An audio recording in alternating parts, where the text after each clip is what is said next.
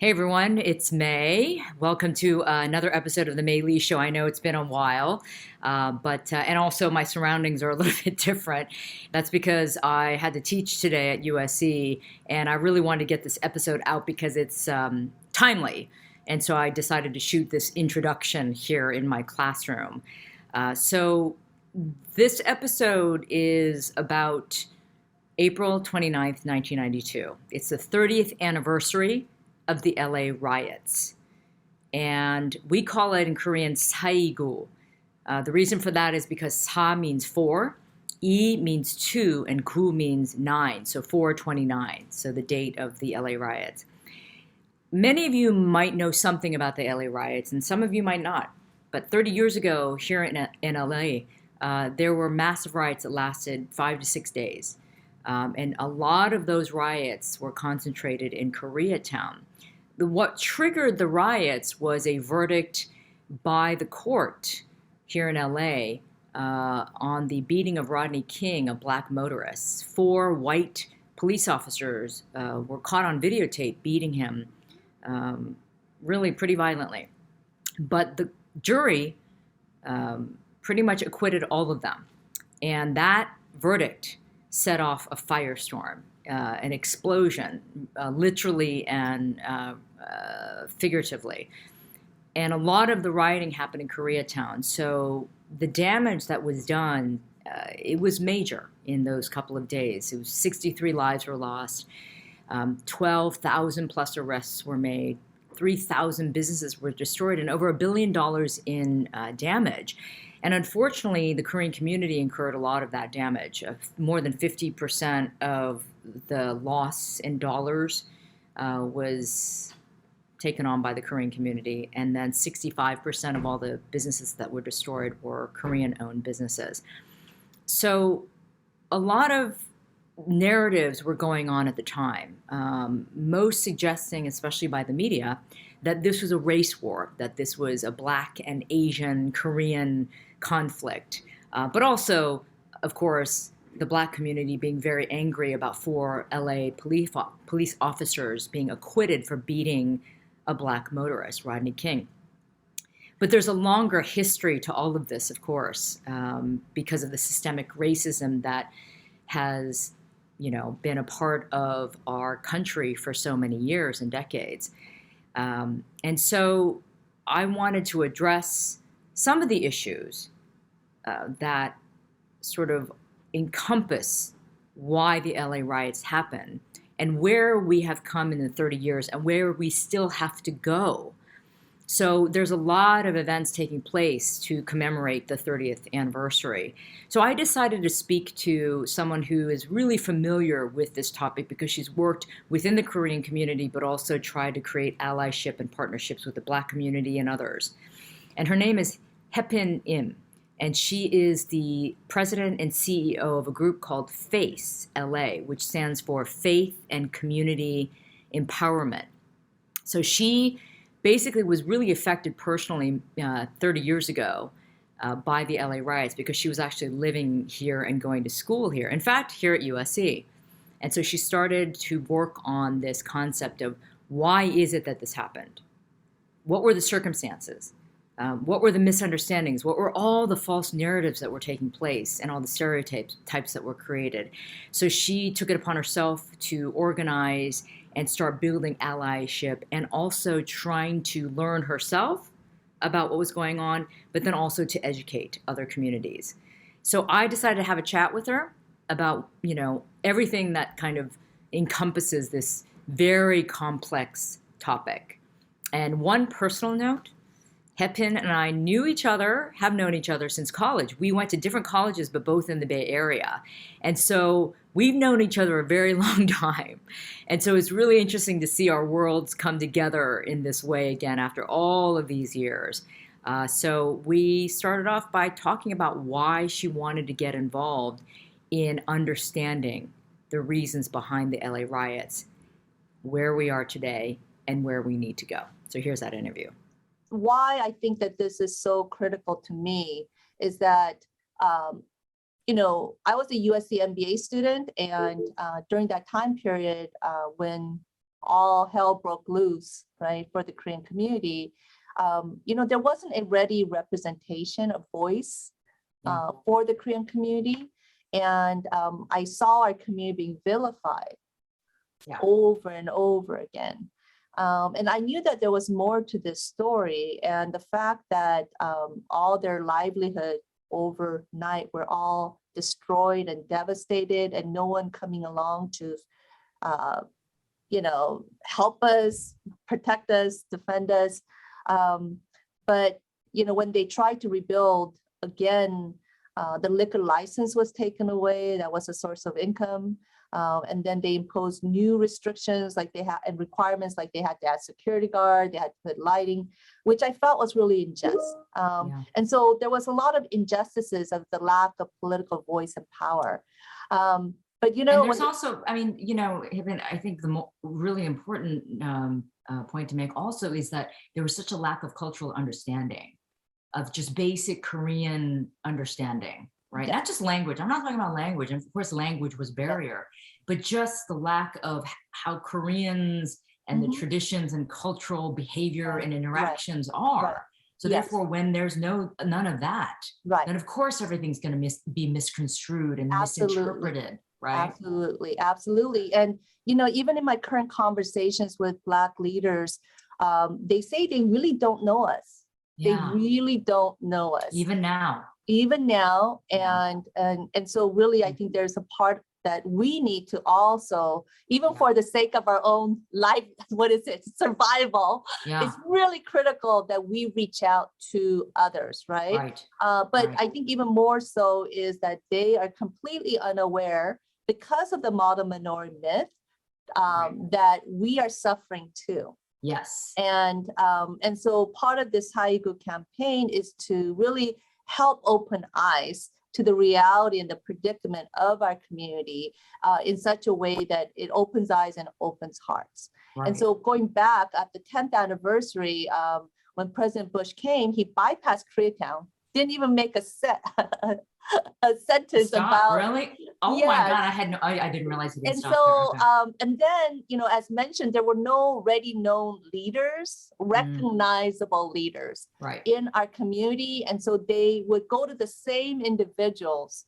who were active during the LA riots, and there were a lot of, I would say, politicians, especially from the Black community, or community activists from the Black community, who really, again, vilified our community and the store owners. And I saw that happening all over again, where we were being re-victimized. And so I thought, wow, in my heart, I said, for the 20th anniversary, I'm going to do my part wherever I am, do my best to ensure that our community's experience and narrative had a proper place in history, that it wasn't marginalized, vilified, or erased.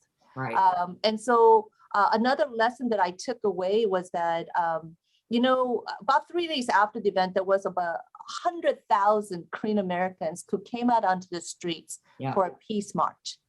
And I thought that was such a beautiful, powerful moment for our community when we're hurting, and instead of, revenge, we would say, declare we want peace. But, even though I think media covered it, most people don't even remember anything. And so I realized that, Asians living in America, what we do really is irrelevant to the rest of the world. Well, it's easily dismissed and forgotten. And I think even to this day, when we talk about the anti-Asian hate that's been going on because of COVID and the xenophobia, this time the community seems to be more aware of the fact that this cannot just be some blip again. And then everybody goes back to business as usual. That's right. Because that's what happened after the LA riots. That's right. It was a great news story. And listen, I'm in the media. It was a huge news story. It was, violent, and the video was dramatic and all of that. But then eventually, when the fires were put out, and peace was relatively, peaceful again. Everybody went back to business as usual. Exactly. And so the takeaway that I came to realize is that, we need to walk with others, and we need to make sure that others are there with us. And they're educated. They get the right data points, the statistics, the information to learn, and that to be absorbed, which I know that's something that you're really trying to push, right? Yeah. And that's what I came to realize. And some of these narratives, which is a lot of misinformation, is one that we have really worked to, I guess, enlighten that it is misinformation. So some of the accusations are that the store owners are exploiting. Right. And the Black communities. Yeah. Right. And that they're racist and that they stole business opportunities from the Black community because we get special loans that they don't get. So first of all, you know, my husband was a business broker, $150,000 liquor store. You know, after expense, but before payroll, net's about $2,000 to $3,000. Yeah, margins are so, I remember reading about this. The margins are so thin when it comes to those small mom and pop stores. Yes, and you know what's even sadder is the fact that it doesn't cover just one person's salary. That's supposed to cover 4 person's salary because of the long hours from 7 a.m. to 2 a.m. Right. And you need someone at the cashier, you need someone to be stocking. So you need 2 people, 2 shifts, that's 4 workers. But you know, with $2,000-$3,000, even for one person, it's not sustainable, but with 4. And so what happens is that people take on 2 shifts and use family labor to make it somehow sustainable. I don't think it's sustainable, but you know, their other options are worse. And so that's how they do it. And then on top of that, there are no loans. There are, please tell me, because that's my job, you know, to tell the community of resources, right? Right. Doesn't exist. No. You know, even my father-in-law, you know, he earned his business by basically getting a referral fee from an immigration attorney and got a business loan, the business owner to carry the loan, and he got some Korean bank to lend the money. Studies show that there's more Asian-owned businesses when there's Asian-owned banks. And I know in the Korean community, Korean banks were established because no one would lend to the Korean community, right? But the other part that I think people are unaware is that this is a very dangerous job. It has the second highest rate of being killed while working. Number 1 is taxi driver. The number 2 is a convenience store employee. So you could just imagine for these store owners, they're working backbreaking hours, right? No vacation, no holidays. They're using all their family labor, free labor. And it's a very dangerous job where they're being assaulted and you know, even shoplifted. And, you know, even when we talk about the LA riots, the story of Soon Ja-do and Latasha Harless comes over and over again. That's superimposed. Although, you know, it's strange because it was about Rodney King and the unjust verdict that came with the acquittal of the police officers. But the media, all year long, they played the beating of Rodney King, and all year long before the final outcome had the shot of Soon Ja-do killing Latasha Harless, you know, in the back, right? So over and over again. Just for people to, what we're talking about is that was the case of the Korean store owner, Soon Ja-do, who shot a teen because she thought she was shoplifting and killed her. And that really caused, I mean, that just caused an explosion. And the fact that she didn't have any jail time. And so again, this was going all the same period. That's right. And so when the verdict came out, all that anger got It was a powder keg. Yeah, it was a powder keg just waiting to explode. And the Rodney King verdict was exactly that. Yes. And so even with Soon Ja-do, you know, I read in the case notes, the trial case notes, that she had faced over 40 shoplifting incidents per week. If I'm making $2,000 to $3,000, you know, every dollar is precious. And even if I am facing 1 shoplifting incident per week, I think that would still be traumatizing. But 40 a week, I think that would be just like, you know. Yeah, you're pushed to your breaking point in every way. Yeah. But that's not the worst. Actually, their store had been burglarized 30 times. And their threats of having their store burned 20 times. And her son's life was being put at risk and being threatened by gang members because he was about to stand as a witness in a trial against one of the gang members for robbing their store. That's right. So you could imagine the trauma upon which, this woman, Sun Ja-do, was working in. And that's true not just of Mrs. Du, but also all the other store owners who are finding themselves in this situation.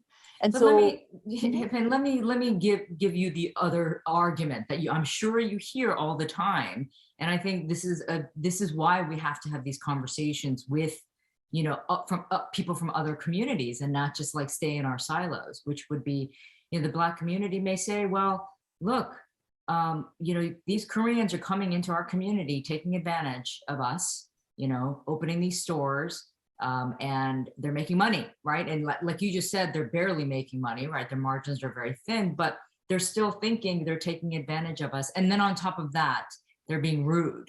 And what did I say before? It's that lack of cultural understanding as well, right? Koreans traditionally, our generation is different, but the older generation, they don't like to even touch people's hands to give money back, right? To give change back. So when they drop it on the counter, some people might interpret that as rude, but that's just very Korean, right? So little things like that they built up, right, to create this evil image, like you're saying. Yeah, I think though at the end of the day, we're all human. Yeah. And we respond in a human way to human conditions.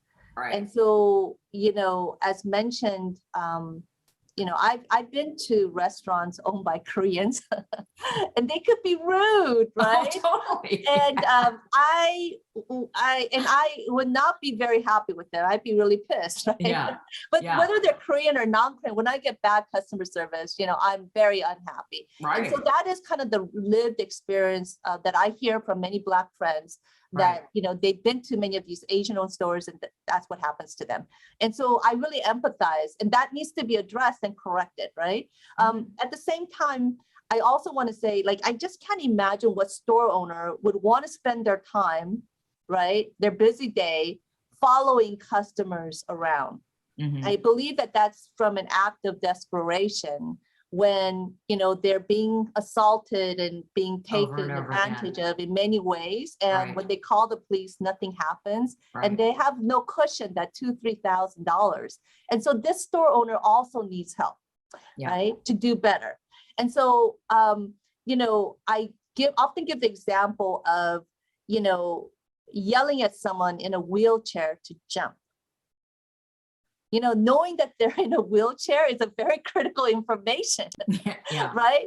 But knowing it doesn't take away your need for them to jump. But knowing that they are in a wheelchair changes things up in terms of the conversation you have with them, but more critically, the solution that you come up with to have them jump.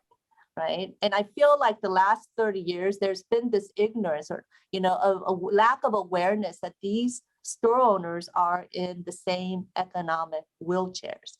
Just even nationally, beyond Korean store owners, Koreans and Blacks have the same homeownership rate. People are shocked, but we have the same homeownership rate. Right. There's actually 7 other Asian subgroups that are even below the Black homeownership rate. And there's 12 Asian subgroups that are below the Hispanic homeownership rate. When things are doing well, or people are doing well, the first big major purchase beyond a car, right, is a home. And that's an indication of where they stand, where they are. But the fact that we have that same low homeownership rate says even today, things are not easy. Yes, there's few of us that might be doing very well, but the vast majority, we're still hurting. Every data report, statistic, survey where they come out with the data about different demographics, it always shows that Asians Asian Americans have the biggest economic disparity of any ethnic group. That's right. And they're shocked. And people are shocked by that. You know why? Why? Because the stereotype is, wait, aren't you all rich? Yes. Aren't you all well off? Yes. Aren't you all highly educated? And that's not true either. Well, actually, you know what? Yes. So particularly the Pacific Islander group has one of the highest high school dropout rates. That's but right. Even let's just set that aside. It is true. If we look at our data point, that Asians do shoot through the roof in terms of educational attainment, whether it's a bachelor's, master's, PhD, doctor, professional degrees. So you would think that that would translate into success in the workplace, right?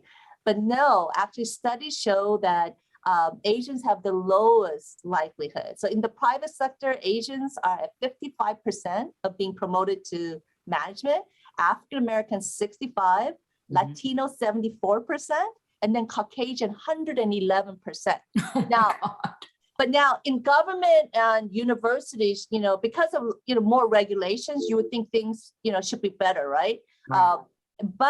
And for the Latino and the Black community, actually their promotion rate goes up significantly. Yeah. But ironically, for Asians, it goes even lower to 40 and 30%.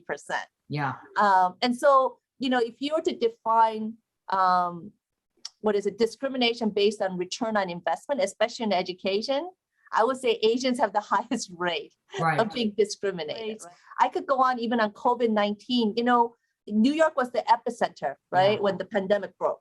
Yep. And I think it was either March or April of 2020, the increase, right, in unemployment filing, Asians had the highest rate of increase at 10,000%. Right. The next group goes down, it's lower at only 3,000%. I mean, 3,000% is high, but the fact that Asians had such a significant increase, and I believe that, for many Asians, because they have limited English, they end up working for ethnic companies. Yeah. And many of them don't have big budgets. Right. They don't provide health insurance. They don't provide a lot of reserves. And so when all these businesses started to close because of COVID-19 and, China virus and, all that stuff, all the workers, so it wasn't just the business owners that were impacted, but all the workers that also there was no safety net for them. No safety net. And again, because of the cultural differences and the language barriers, they couldn't even properly apply for the loans, right? The PPE loans and the unemployment. A lot of Asian businesses were affected because of COVID, because of the restaurants, right? Nobody wanted to go eat Asian food because they thought, oh my God, it's a bunch of COVID-laden food.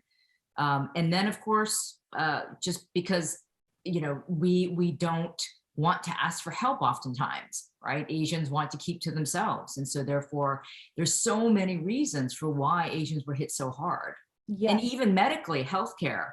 Surveys showed that Asians suffered the most during COVID because they couldn't go and get help at clinics, because some of them said they were afraid to go because they were afraid that they would be mistreated and accused of having COVID. And actually for the longest time, I don't know the current data, Koreans had one of the highest rates of being uninsured. So you don't have insurance. And then the other piece is that over 20% of all doctors in this country are Asian, right? And what about nurses? I mean, almost over 9%. So again, we are frontline workers, essential business, essential businesses, and all that.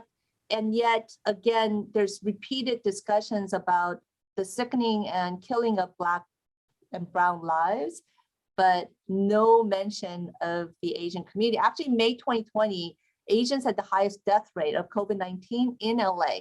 But no one ever talked about that, right? In New York, actually, Chinese, Indian, South Asians, they also had one of the highest death, infection, hospitalization rate as well. And so let's then talk about what is needed, to sort of break down all of these stereotypes and dismantle these long-standing narratives, such as the model minority myth, that makes most people think that Asians are all okay and we're doing fine, right? And then, of course, it creates that envy or jealousy because of this artificial stereotype, right? And then, of course, the lack of all of this information, the lack of understanding, the media doesn't talk about it, like as you said, and I completely agree with that, being part of the media. So there's so many layers to this. But from your position at FACE and having done this work for decades and obviously hosting this wonderful event to commemorate the 30th anniversary, what would you like to see more of being done that really truly can make a long-lasting impact? Well, I think that first of all, as mentioned in prior sessions, like we're not on stage, we're not on talking points, we're not on PowerPoints. So inclusion is definitely one that we should all advocate for. So, we are actually partnering with the Korean consulate as well as one of the LA Unified School District partners to develop an ethnic curriculum specifically on the store owner and the LA riots, right? Great. Dispelling some of the myths that I mentioned earlier. And I think that, I hope that the people who are listening will take some of these data points and share with, first of all, Korean/Asian community, because first of all, we need to know. I've been in many rooms where there's only a few handful of Asians, and basically, I don't hear them speak because probably most are oblivious to the fact that we are suffering fellow other communities of color. And also we've been programmed to all think in this manner. That's right. Sort of like, oh yeah, Asians are over here, so you don't make any noise. Yes, exactly. And so in that way, I really invite you to first take the data points that we even shared today. There's a lot more on our website at facela.org. And, first study it, find other forums where you could educate fellow other Asian Americans. Second is build those relationships, reach out to other communities of color, especially the African American community. I believe that with years of history of slavery and being distant, that a lot of times they take our silence and our shyness and maybe even being insecurity as actually arrogance. Right. And so really, I really encourage each one of you to reach out, say hello, and build those relationships. And I have to say some of my best mentorship opportunities, partnership funding opportunities have come by participating with other communities of color, including from the Black community. So it's actually something that's very rewarding. I mean, that's the thing, but we have more in common than we have, different, absolutely, right? And that's when you start having these conversations and learning about each other's histories and experiences. You're like, wait a minute. Exactly. There's a lot in common. For the most part, what I've heard from Black leaders is we just don't know you. We just don't know you. Yeah. And that leads to indifference. And absolutely. So, so again, I really, really encourage that each one of us know our own community, but also take time to reach out. And know our own stories well. And so therefore you can be that communicator to your next door neighbor, your colleague, and then beyond. So, here it is, simply put, we need to understand each other. The fact that it's still being said that the Korean community is not understood and the Black community just doesn't know us. And therefore, that probably means a lot of other communities don't either. And I think that just goes to show that, across the board, when it comes to misunderstandings, it's because of the lack of understanding, the lack of knowledge, the lack of awareness, the lack of conversation and engagement. And if we don't talk to each other, if we don't try to learn from each other, if we don't communicate, then we're never going to get anywhere. So if that's still the case in many communities, that there is this division and separation and lack of understanding, we got to fix that. We definitely have to work on it. So each of us can do that. Each of us can try to learn more about our own communities, our own histories, and then share that with other people, other communities, and vice versa. Learn about other communities, share with each other, talk to each other, and then we can get somewhere. So hopefully you guys learned something during this episode. Let's hope we all learn from history and move forward together. Thanks for watching, everyone. See ya.